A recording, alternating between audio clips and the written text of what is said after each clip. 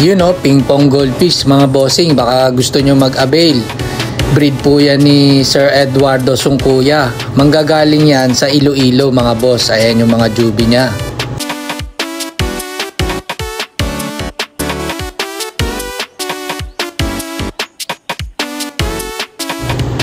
Ang lulusog oh. Ang cute na ito mga bossing. Magandang display to sa fish tank nyo. Napakamura, 200 each lang mga boss. Kaya yung mga sumali sa GO ni Sir Eduardo Sungkuya, pwede nyong isabayan mga boss. Para hindi sayang shipping, tapos pwede nyong isabayan sa ginugroom nyo. Yan oh, bilog na bilog oh.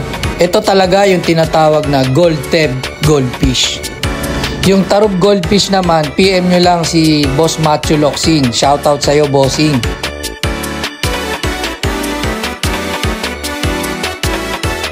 Sa mga gusto mag-avail yan, PM nyo lang si Sir Eduardo. Yan yung Facebook niya.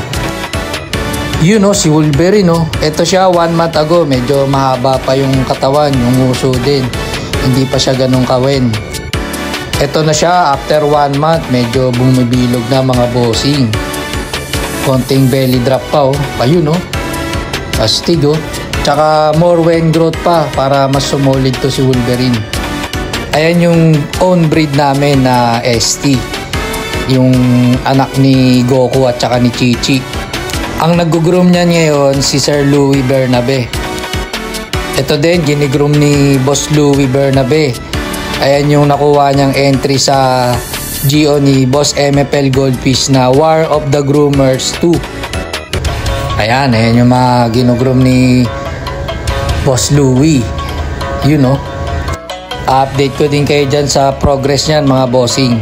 May sinalihan ding GO si Sir Louis, yung GO ni Sir Eduardo Sungkuya, yung Panda Rancho.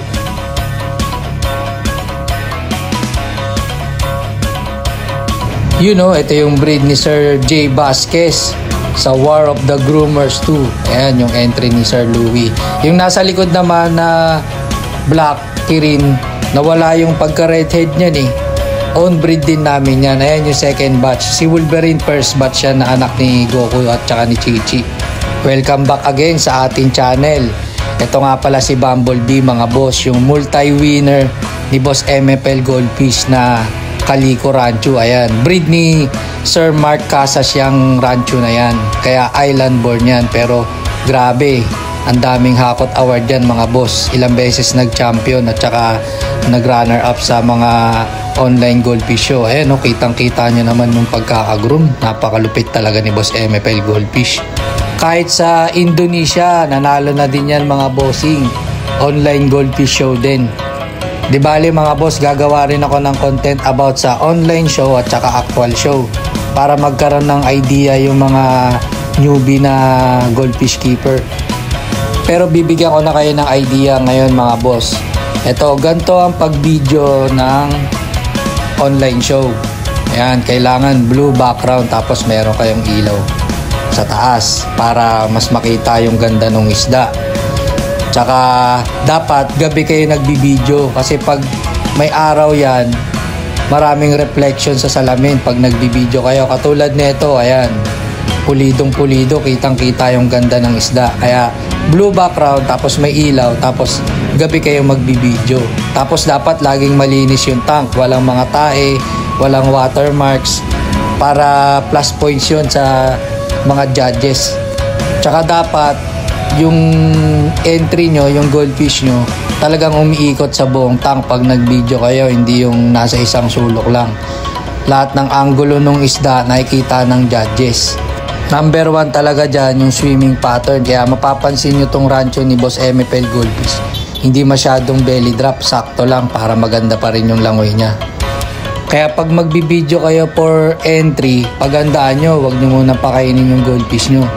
Kasi ako na-experience ko dati, dumi ng dumi, napaka-hassle. Uulitin mo yung video kasi sasipon mo yung mga poops nila. Angas ni Bumblebee, ang ganda ng curve.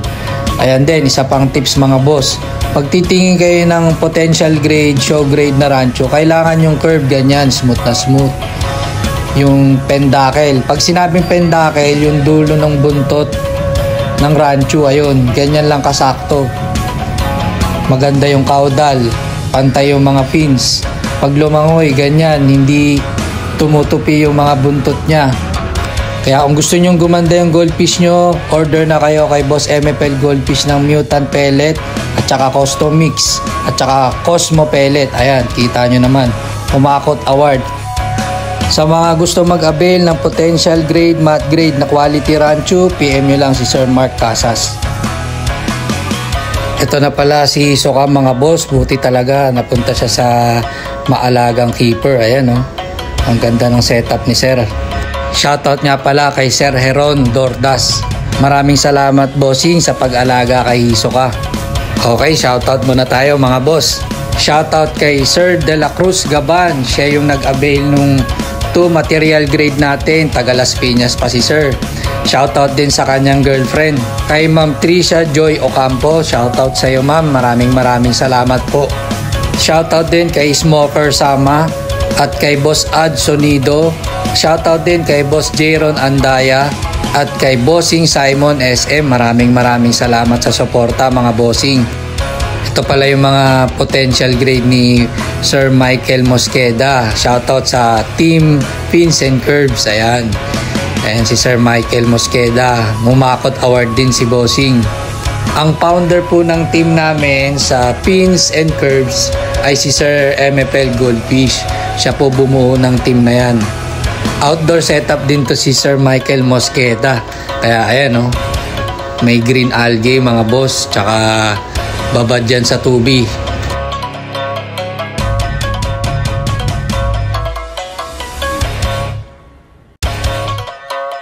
Yan mga boss, isa yan sa grooming technique. Ayan, nakasabit yung tubi nila para mas gumanda yung body at saka yung batok ng goldfish nyo. Ayan oh, kita nyo naman yan oh, high back, parang Ryukin na ST.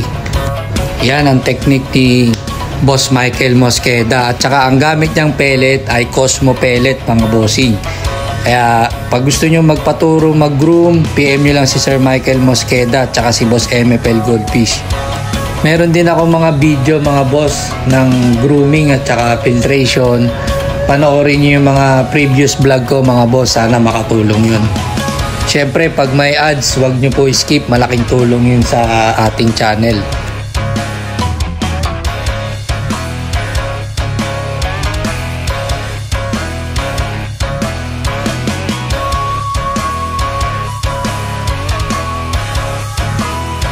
Oh, kitang-kitang susolid ng katawan mga boss oh.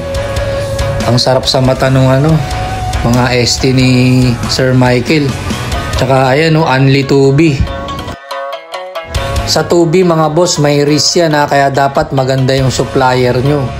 Tsaka malinis talaga yung tubi nyo. Panoorin nyo yung previous vlog ko, may tips po ako doon kung paano magpakain ng tubi pegs. At tsaka madami rin palang breed na molly si Sir Michael, kaya PM kayo sa kanya. Ayan oh, sa mga gusto mag-avail ng betta fish, ayan, maraming breed si Boss Michael Mosqueda.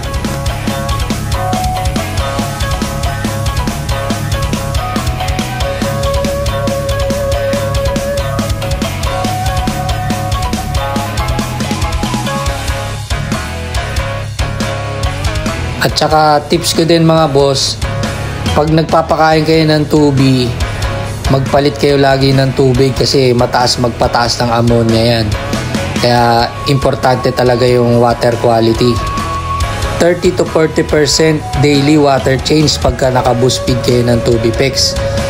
40% sa umaga, tas 40% sa gabi kasi malakas talaga makataas ng ammonia yan para maiwasan na magkasakit yung ating ginugroom.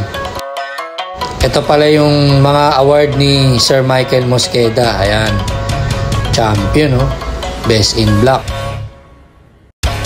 Ayan yung secret pellet grooming technique ni Sir Michael Mosqueda. Cosmo pellet at saka yan Astax. Hinahalo niya yung Astax sa pellet pag binababad niya. Ayun, meron ding Misuo pellet. Kaya sa mga gusto mag-avail ng Misuo pellet, PM nyo si Sir Carl Roque. Kasi maraming peking Misuo pellet ngayon. Pag binato nyo sa tank, ayaw kainin ng goldfish. Ang legit na Misuho pellet, pag binato nyo para silang nababaliw, talagang gustong gusto nila yung Misuho pellet. Malakas talaga magpataas ng appetite yung Misuho pellet na yan. Noon pa talaga yung first grooming ko, meron na talaga akong ginagamit na Misuho pellet, kaya recommended yan mga boss. Ang technique ko naman sa tubig mga boss, hindi ako masyado naglalagay ng madami sa tank kasi malakas makataas ng ammonia, konti-konti lang. Tapos 1 week Tubipex ako, tapos after 1 week pure pellet naman, tapos Tubipex naman, ganun, salitan lang. You know, ang ganda ng trophy ni Bossing oh. Ito yung nag-best in black sa grow out challenge ni Boss MFL Goldfish na War of the Groomers 1. Ayun oh. Quality.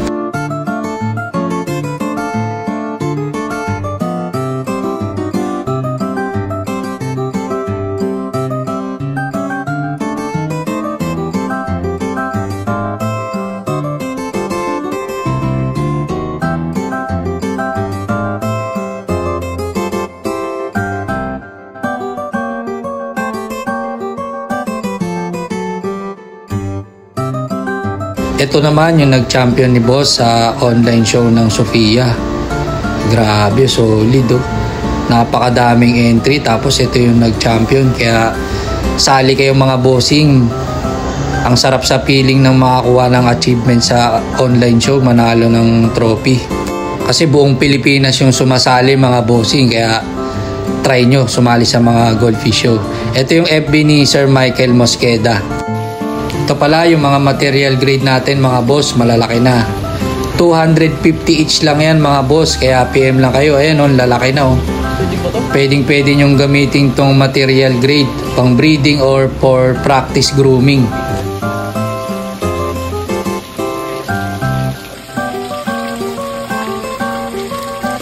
Pag nag-avail kayo ng 20 pieces, 3,000 na lang sila mga bossing, lumalabas na 150 each. Kaya sa mga gusto mag-resell, may mga pet shop dyan, PM lang kayo sa akin mga boss.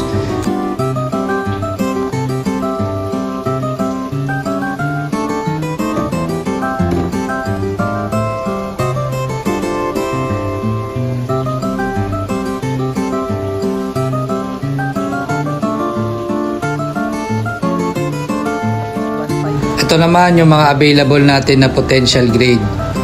Ayan, 1,200 na lang yan mga bossing. Ayan, ang laki ng ganda nung redhead oh.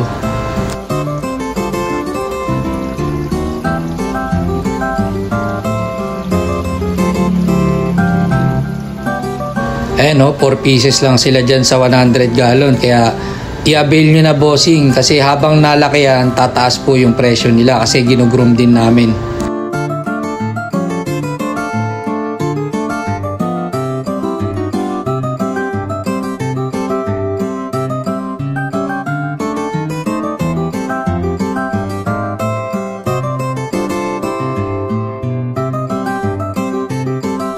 Ito naman yung mga potential grade na BTO. Ayan, mga available pa natin mga bossing.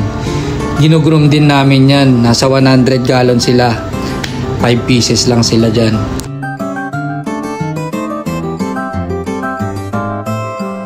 Ang dami pang material grade mga bossing, kaya avail lang kayo. Worth 3,000, 15 pieces na. Pero pag per piece, 250 siya. Ito naman yung mga available natin na potential grade. Ayan, tiger yan mga boss. Ang ganda niyan pag nag-groom. Ayun, yung taas ng dorsal oh. Tapos mapa-belly drop nyo lang yan. Kita nyo naman yung parents yan, talagang quality. Ito, medyo nagwe-wen na mga boss. Tiger din. Medyo nauubos na rin yung potential grade namin dahil marami na nagwo-walk-in dito sa Meadowwood, sa Miyamoto Musashi Sushi Bar branch namin sa tapat po ng SM Bacoor. Kaya sa mga gusto mag-avail, pwede kayong mag-walk-in mga boss. PM nyo lang ako or mag-inquire kayo dun sa restaurant. Siyempre mga boss, kain na rin kayo sa restaurant namin. Meron kaming ramen, sushi, takoyaki, tsaka mga bento box.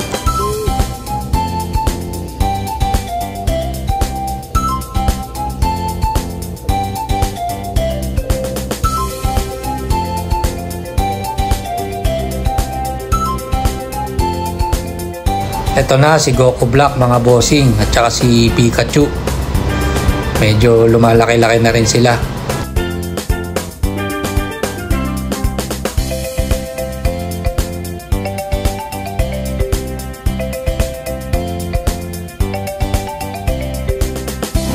Si Pikachu. Halos parang nagmana din siya sa tatay niya kay Goku, pero ito high back siya. Ayan. Ayan naman si Goku Black. Ito medyo nagmana kay Goku yung katawan. Yung kulay nga lang black. Si Pikachu naman mana kay Chi-Chi. Parang combine sila ni Goku at saka ni Chi-Chi.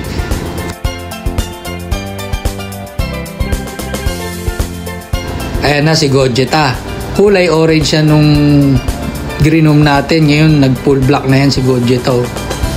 Pero parang silver yung ilalim. Ewan ko kung magkikirin to or pure black.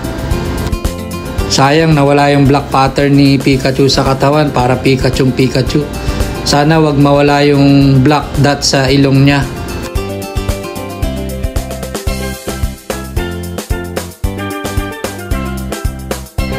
Sana wag mawala yung black na yan sa nguso niya para may trademark pa rin ni Pikachu.